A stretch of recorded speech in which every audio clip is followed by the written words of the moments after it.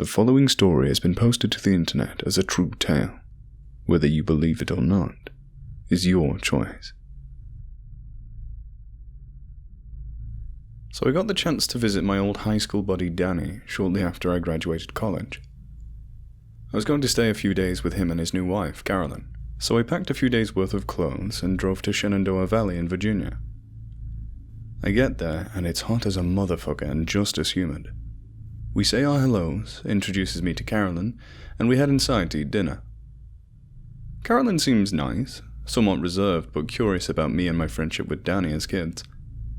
She lets me and Danny do most of the talking, but asks some good questions to steer along the conversation. Lots of smiles she was.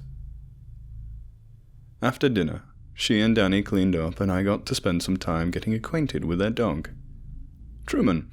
He's small, shook all the time, and never shut the hell up. One of those yippy dogs that thinks it's bigger than everything else around it. He didn't bite though, so I really didn't mind.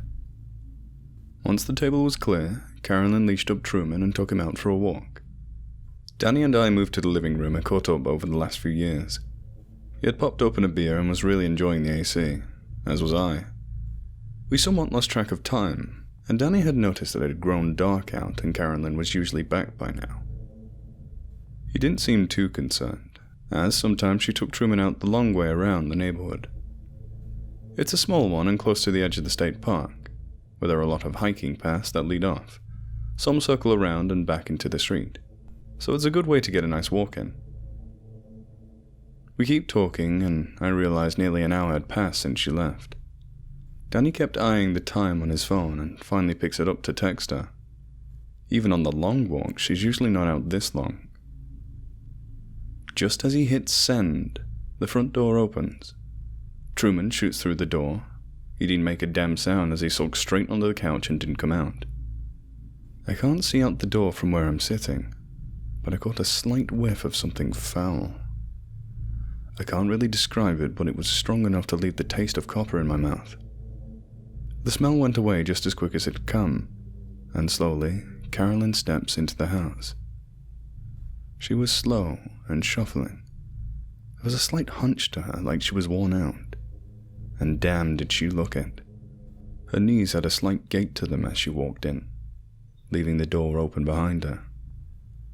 After a few paces, she stopped, still holding the leash and not turning to face either of us. Danny shot up after closing the door, went to Carolyn, asking if everything was fine. He slowly turned her to face him. She looked really woozy, like she was about to fall over. Her mouth worked open and shut a few times, like she was trying to find the right things to say, but nothing was coming out. Finally, she was able to wheeze out, "Fine," though it sounded anything but. Danny felt her forehead, then mumbled something about getting her some water and aspirin, and then left for the kitchen. It took me a moment for the creeping feelings to settle on me. It wasn't the smell or the awkward shuffling that did it. When I think back on it, I believe it was when I finally noticed that ever since she stepped through that damn door, she didn't blink once. Being all gentlemanly, I asked Carolyn if she wanted to sit down, and I offered to take the leash. I was a bit nervous, but not enough to not still feel helpful. As I reached down to gently take the leash from her, I realized something else. It could have been the half beer I had, or the fact that I had just finished driving 8 hours to get here that day. But I could swear that her right arm was slightly longer than her left. By slightly, I mean by at least a few inches. It could have been the way she was slightly hunched over, or maybe her left arm was bent in such a way that I didn't notice. But the entire proportion just seemed off. Still not taking the tingling hint to get the fuck out of there, I asked if she did anything to hurt her arm. She slowly turned her head to regard me. "Arm," she repeated, then twisted her head down to regard it, like she was just now noticing it was there. I shit you not when I say that her arm spasmed as she eyed it. Then, after a few cracks and pops, it seemed to shrink down to the right size. She then turned back to me for a moment and shuffled past me into the hallway bathroom, the door closing behind her. It was at this point that I noped right the fuck out into the kitchen, where Danny was just coming out. I grabbed him by the arm and pulled him back into the kitchen. I told him that I think something was very wrong with Carolyn, and explained what I just saw. He stood quiet for a few moments, listening to me, his eyes looking behind me to the living room. He finally said, "I'll go back to check on her. She looks fine, though." He looked like he was trying to convince himself more than me. He went and knocked on the bathroom door before entering.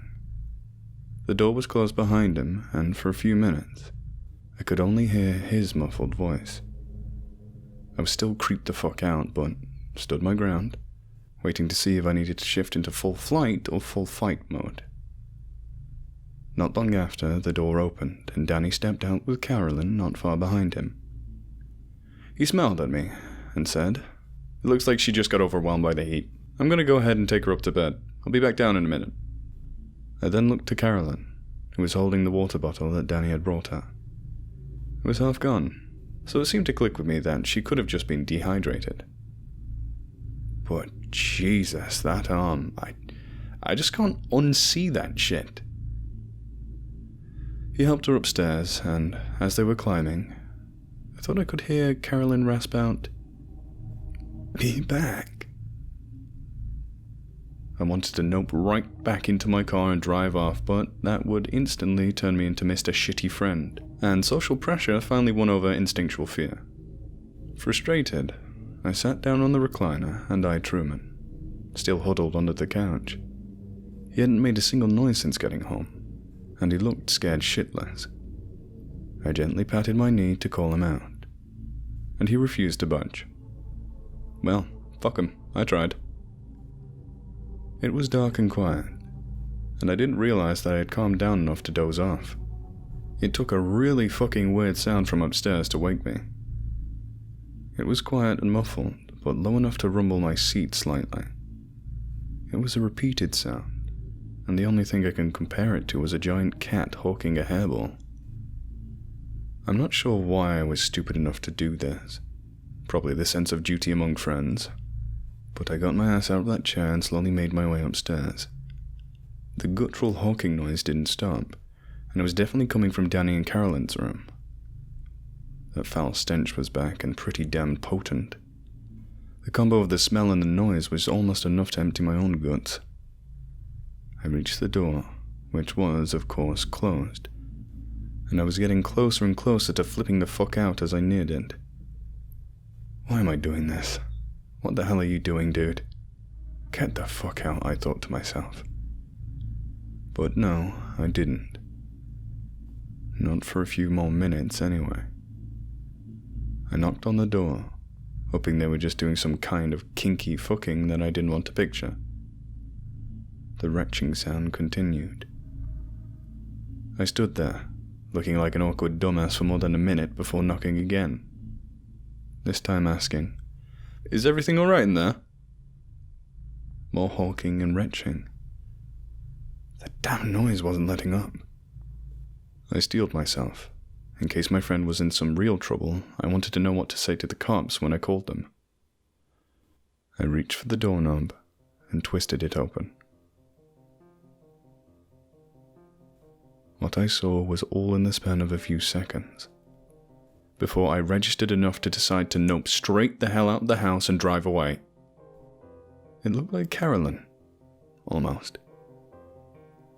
The top half of her was really white, and her naked, swagging breasts inflated and deflated like respiratory mask.